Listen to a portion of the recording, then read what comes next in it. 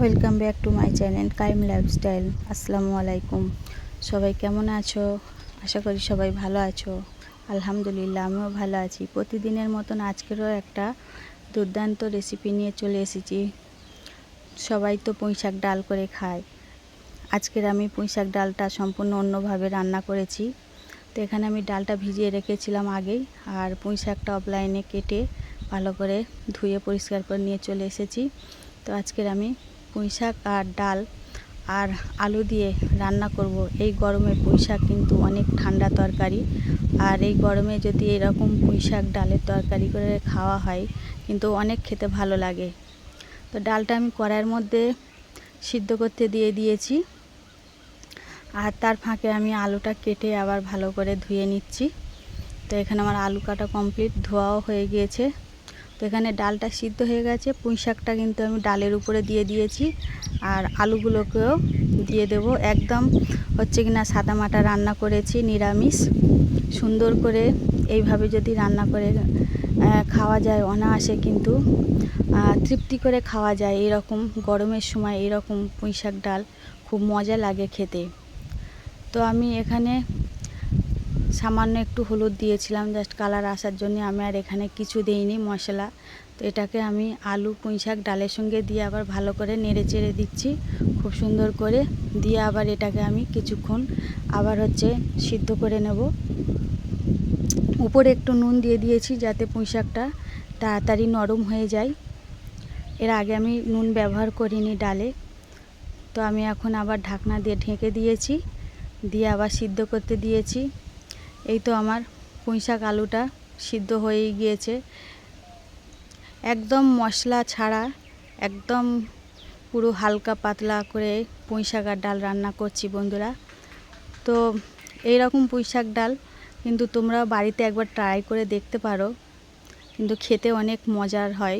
তরকারিটা নিরামিষ তরকারি হলেও কিন্তু অনেক মজা করে তৃপ্তি করে খাওয়া যায়। তো আমি এখানে ভালো করে নাড়াচাড়া করে নিচ্ছি। এখানে আমি আর পানি ব্যবহার করব না। এই পুঁইশাক থেকে যতটাই পানি কিনা বের হবে অতটাই যথেষ্ট। খুব পাতলা না, খুব ঘনও না, খুব সুন্দর পুঁইশাক আলু দিয়ে সুন্দর করে রান্না করেছি। তো এখানে আমার ভালোভাবে সিদ্ধ হয়ে গিয়েছে। এবারে আমি নামিয়ে নেব, দিয়ে আমি কিনা এবার ফোড়ন দেবো পুঁইশাক আর ডালটাকে। তো আমি এখানে 3 পিস টমেটো কেটে নিয়েছিলাম ছোট সাইজের, তো সেটা এখন দিয়ে দিয়েছি।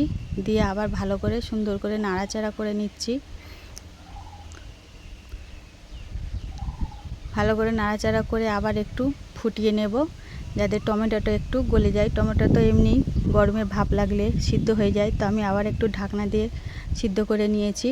তো এখানে আমি ওই কড়াইয়ের মধ্যে তরকারিটা ঢেলে নিয়েছি, নিয়ে একটা পেঁয়াজ নিয়েছি। পেঁয়াজ নিয়ে একটু তেল দিয়ে ভালো করে পেঁয়াজটাকে আবার ফ্রাই করে নিচ্ছি। পেঁয়াজটা লাল হওয়া পর্যন্ত এখানে আমি কিনা নাড়াচাড়া করব। এই যে আমার ডাল আর পুঁইশাক আলু দিয়ে তরকারিটা এখানে আমি ঢেলে নিয়েছি, আর এখানে নিয়েছি রসুন, তেজপাতা আর 3টা শুকনো মরিচ কেটে নিয়েছি ছোট ছোট করে। তো এখানে আমি ফোড়ন দেওয়ার জন্যে পেঁয়াজের সাথে আবার এগুলো দিয়ে ভালো করে লাল লাল করে ভেজে নেব। বাইরে খুব বাতাস হচ্ছে, আমি বাইরে বসেই ভয়েসটা করছি, পাখিরও অনেক আওয়াজ। বন্ধুরা, যদি ভয়েসের মধ্যে কোনো কিছু অসুবিধা হয় একটু ক্ষমা দৃষ্টিতে দেখবে, আর আমি ভয়েস দেওয়ার সময় যদি কোনো ভুল ত্রুটি বলেই ফেলি তো একটু ক্ষমার দৃষ্টিতে দেখবে। আর মানুষ মাত্রই ভুল হয়। আর যে সকল বন্ধুরা আমার ভিডিওটা দেখতে দেখতে শেষ পর্যায়ে চলে এসেছো তাদেরকে অসংখ্য ধন্যবাদ। আর একটা লাইক করে দিও, তোমাদের একটা লাইক আমার কিন্তু ভিডিওটা আরও বেশি শেয়ার হতে সাহায্য করবে। আর যে সকল নতুন বন্ধুরা আমার ভিডিওটা দেখছো, যদি কোনো অ্যাঙ্গেল থেকে ভিডিওটা ভালো লেগে থাকে তাহলে কিন্তু চ্যানেলটিকে সাবস্ক্রাইব করে বেল আইকনটিকে অন করে রাখবে। তাহলে আমি ভিডিও ছাড়ার সঙ্গে সঙ্গে তোমাদের কাছে নোটিফিকেশন পৌঁছে যাবে। তোমরা কিন্তু সময় সাপেক্ষ করে ভিডিওটা দেখে নিতে পারবে। এই তো আমার ফোড়ন দেওয়া হয়ে গেছে, আমি ভালো করে নাড়াচাড়া করে এবার ভালো করে আবার ফুটিয়ে নেব। মাশাআল্লাহ খুব সুন্দর একটা সুগন্ধ বেরোচ্ছে ফোড়ন দেওয়ার পরে। আর আমার রান্নাটা পুরো কমপ্লিট। এই অবস্থায় আমি এখন জিরে ও ধনার গুঁড়ো উপর দিয়ে একটু দিয়ে দিলাম।